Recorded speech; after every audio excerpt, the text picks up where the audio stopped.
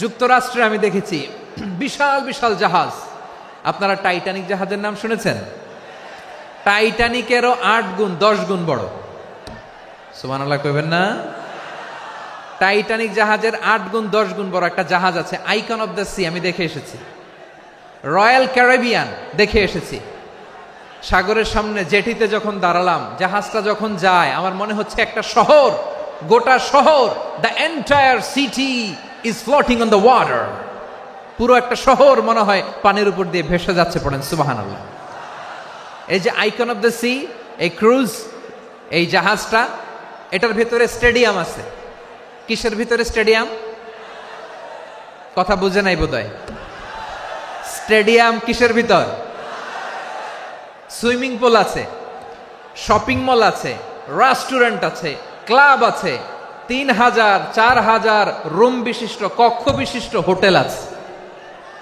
এই সবগুলোর নিয়ে এগুলো চলে সাগরের এই দোলার মধ্যে, জলোচ্ছ্বাসের মধ্যে, এই সাগরের ভেতরে এই জাহাজগুলোর ভাষায় রাখছে কে? বিশাল জাহাজ মালামাল নিয়ে এক মহাদেশ থেকে আরেক মহাদেশে যায়। গত মাসে আমার জাপান সফর ছিল। এই যে বাংলাদেশে যে গাড়িগুলো চালান, বেশিরভাগ গাড়ি আসে কিন্তু জাপান থেকে।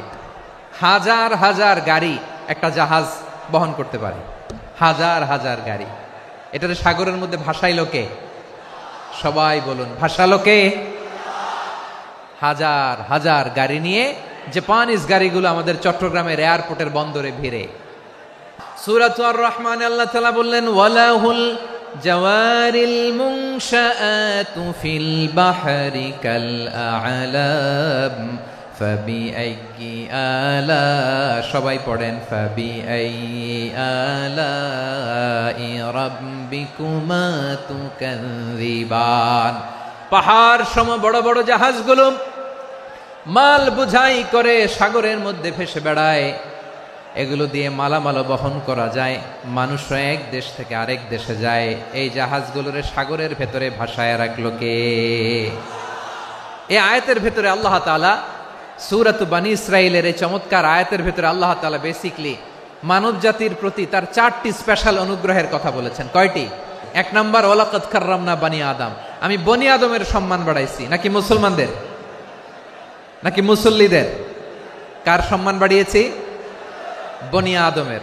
তাহলে human dignity, the first part of the verse talks about the human dignity.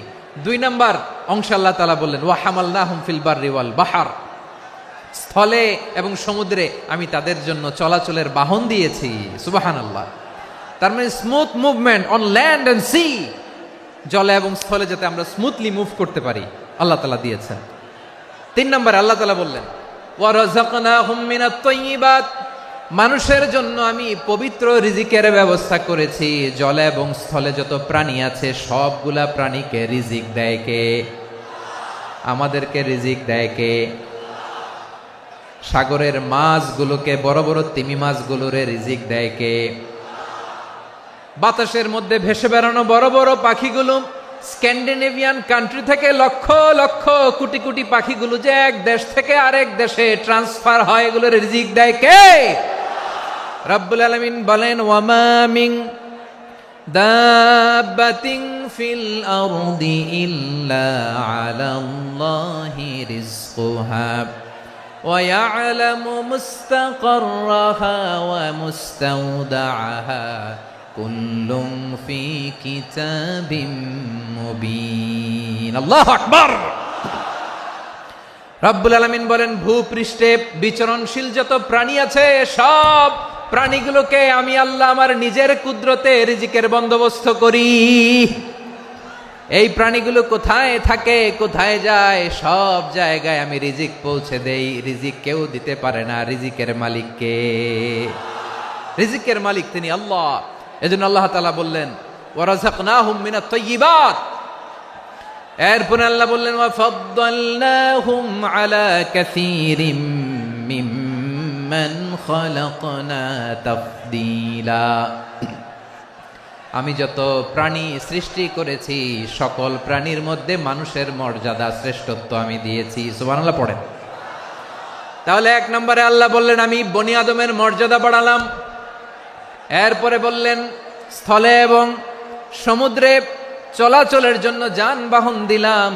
3 নম্বরে আল্লাহ বললেন পবিত্র রিজিকের ব্যবস্থা করে দিলাম।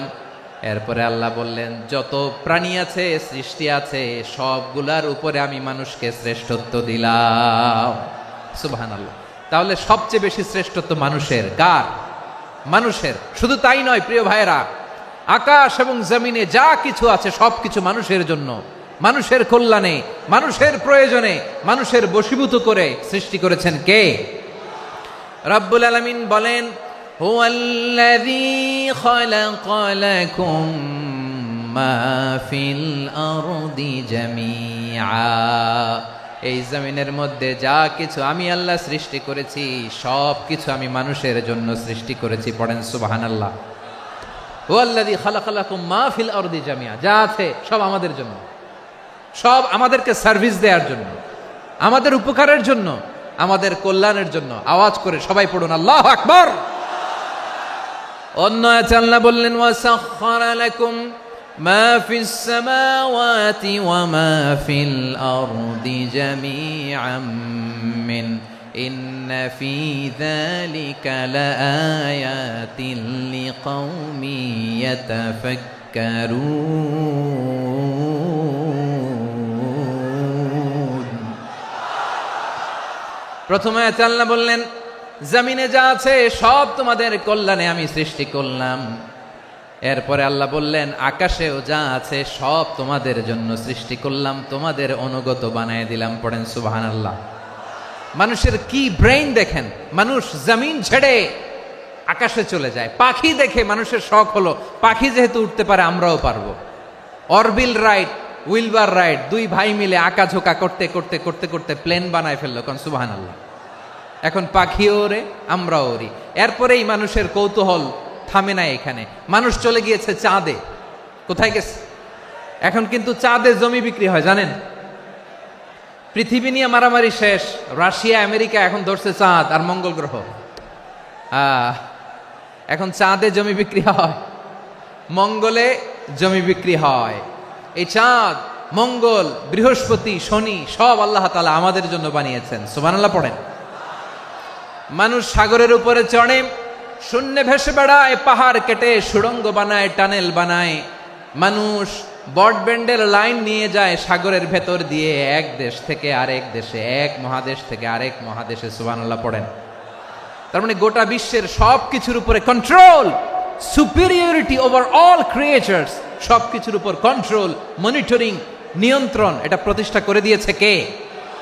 এজন্যই মানুষের শ্রেষ্ঠত্ব। ওয়ালাকাদ কাররামনা বানি আদম, আমি বনি আদমের সম্মান বাড়িয়েছি, মর্যাদা আমি বাড়িয়ে দিয়েছি এই কারণে, কারণ মানুষ সবকিছুর উপর নিয়ন্ত্রণ নিতে পারে। মানুষকে নিয়ে এই কোরআনের সব আলোচনা, মানুষকে নিয়ে এই কোরআনের সব। তাই কোরআনের কেন্দ্রীয় আলোচ্য বিষয় হচ্ছে মানুষ।